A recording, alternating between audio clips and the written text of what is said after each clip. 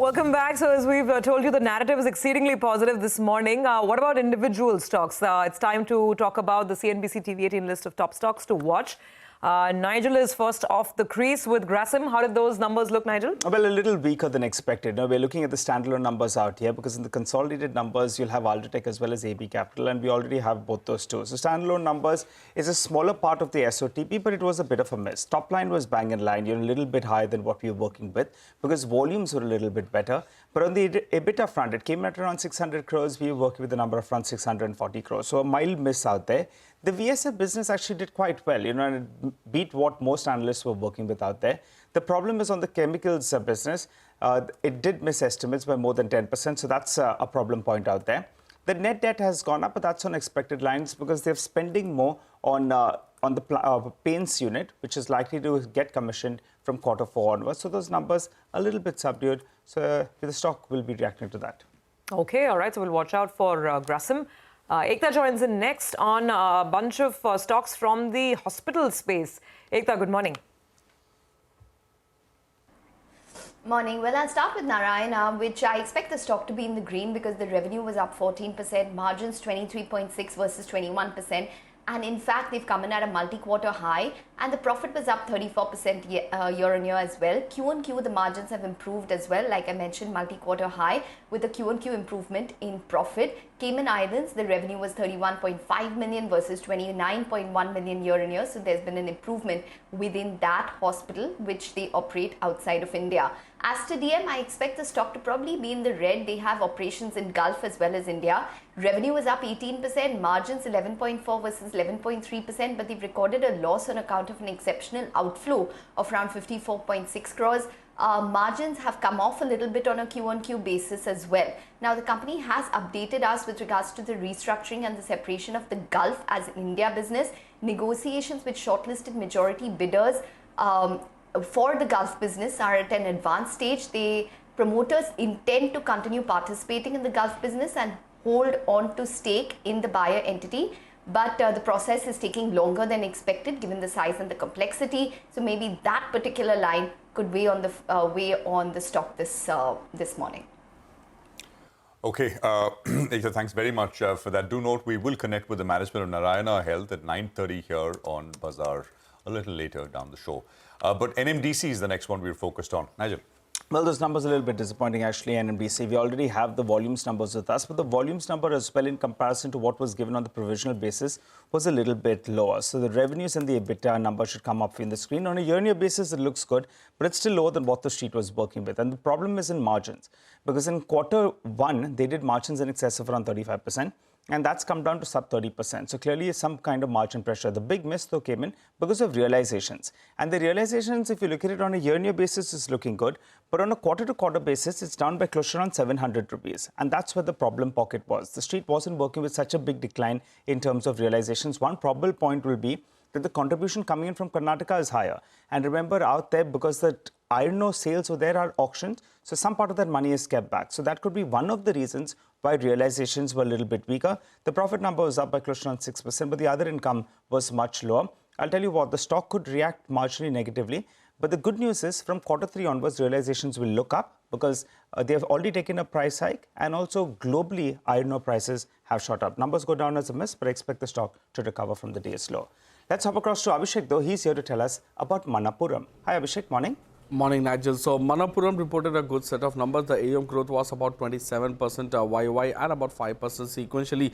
The gold loan share that continued to decline now at 53.4% when compared to 62.6% on a YOY basis and about 55.6% on a sequential basis. So, it's more moving towards becoming a diversified NBFC rather than just gold financing NBFC. Calculation shows that the net interest margin has expanded on a sequential basis to 15.07% versus 14.86% in the previous quarter. Analysts were working with a margin expansion of anywhere between 5 to 10 basis points, and this is on the higher side, and that is on account of the yields that they have been able to command. So the non-gold portfolio actually has strong yields, which is aiding this time around. NII, that is net interest income, is at 1,467 crore. We are working with a number of 1,365 crore. Their other income was at 17.3 crore, which has declined both YOY and quarter-on-quarter. The PAT has come in at 561 crore. We were working with a number of 517 crore. So strong set of numbers coming in from Manappuram. Back to you. Okay, got that. Abhishek, thank you very much. We'll watch out for that stock. Back to Ekta. She has a couple more on her list. Which ones are those, Ekta? Well, I'll start with Biocon. Their biologics team or arm has received the UK approval for a particular biosimilar called Aflibercept, which is basically going to be branded as Yesafili. Now, it is important because they have already received approval in the European Commission for it. They are pending US FDA approval for it as well. Brand sales around $790 million, and it is used for ophthalmology conditions. So it is definitely a step in the right direction for Biocon to get approval for this particular biosimilar in the UK markets. Wockhardt numbers, revenue 753 crores, margins have improved all the way to 10% versus 6%, loss is 95 crores versus 263 crores, so that's narrowed. Even on a Q-on-Q basis, the margins as well as the profit look better, or the loss looks better. WCK 5222, with the particular drug which is under development, they've recruited more than 40 such patients for their global clinical trial, and they seem to be quite positive in terms of the outcome of it. It's been used for compassionate use on 10 people, and the success rate has been 100% according to the company. Natco, expect the stock to be in the green because it's an inline set of numbers aided by Revlimid generic. So revenue around 1,031 crores, margins 44.4% versus estimates of 44%, and profit 369 crores, which was marginally higher than the street estimates. Okay, Ekta, thanks very much for that. Kalyan Jewellers and Yatra Online also came out with numbers. Mangalam is here with details. Mangalam, morning. Good morning. So Kalyan Jewellers reported a good set of numbers, just as directed by the company in their second quarter update as well. So 27% is what the overall revenue of the company grew. India revenue was up 32%. The margins compressed a little from 7.7% to 7.1%, but that's largely because of slightly lower gross margins. But importantly, the company has had some pre-operative expenses of store expansions as well. So once they start to perform, the margins would come back too. The net profit up by 27%. Internal strong as well. South business grew 8%, but the non-South business where the company is focusing grew 81%, and studded share was at 29% versus 26%. This again is a high gross margin business. But the biggest positive takeaway was the company giving us an update of the third quarter as well, where they said the revenue growth for the third quarter up until November 12th, which included Dhanteras sales as well, was up 35%. So that's one positive. Expect the stock to be in the green. For Yatra Online, however, expect the stock to be in the red because the larger margin chunk of their business, which is the corporate business, was rather weak. So revenues grew 14% year on year. The company reported a loss of 8.4 crores on the EBITDA front, but that was largely on account of a couple of one-off expenses related to listing and ESOPs. And the net loss that the company posted was close to 17 odd crores. But the B2B business was impacted by slowdown in IT traveling. And the consumer business grew around 28%, which was faster than the industry. But that is a business that gives them lesser margins. Okay, got that. So not so great for Yatra. Kalyan looks fairly good. In fact, we'll be speaking with the management of Kalyan Jewellers right here on Bazaar at 9:40. So make sure you catch that interview as well. Well, here's a quick recap of all the top stocks that we just discussed. Stocks with positive news flow include Narayana Health, Manappuram Finance, Natco Pharma, Wockhardt, Biocon Biologics, and Kalyan Jewellers. While stocks with negative news flow, Grasim, DM, NMDC, and Yatra Online. There's a big rejig as well that we're looking forward to. The MSCI quarterly index rejig, 9 stocks being added to the global standard index with no deletions. Vivek joins us to run us through all of those names. Vivek.